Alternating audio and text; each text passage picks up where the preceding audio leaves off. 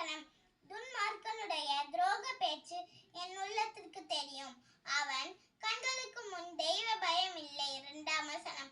அவன் தன் அக்கிரமம் அருவருப்பானதென்று காணப்படும் அளவும் தன் பார்வைக்கு ஏற்றபடி தனக்கு தானே இச்சகம் பேசுகிறான். 3ஆம் வசனம். அவன் வாயின் வார்த்தைகள் அக்கிரமமும் வஞ்சகமும் உள்ளது. புத்தியாய் நடந்து கொள்வதையும் நன்மை செய்வதையும் விட்டுவிட்டான். 4ஆம் வசனம். அவன் தன் படுக்கையின் மேல் அக்கிரமத்தை யோசித்து நல்லதல்லாத வழியிலே நிலைத்து பொல்லாப்பை வெறுக்காதிருக்கிறான்.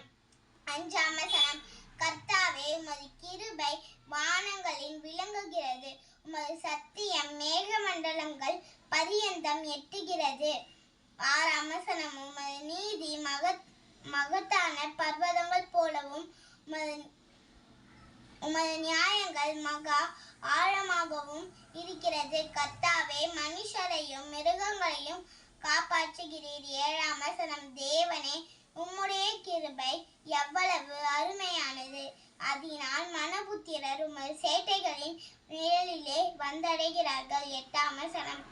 உமது ஆலயத்தில் உள்ள சம்பூர்ணத்தினால் திருப்தி அடைவார்கள். உமது பேரின்ப நதியினால் அவர்கள் தாகத்தை தீர்க்கிறீர். 9ஆம் வசனம். ஜீவ ஊற்று உம்மிடத்தில் இருக்கிறது. உம்முடைய வெளிச்சத்திலே வெளிச்சம் காண்கிறோம். 10ஆம் வசனம்.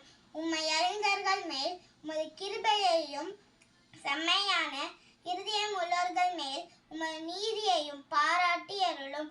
11ஆம் வசனம். பெருமைக்காரரின் கால் என்மேல் வராமலும் துன்மார்க்கனுடைய கை என்னை பறக்கடியாமலும் இருப்பதாக.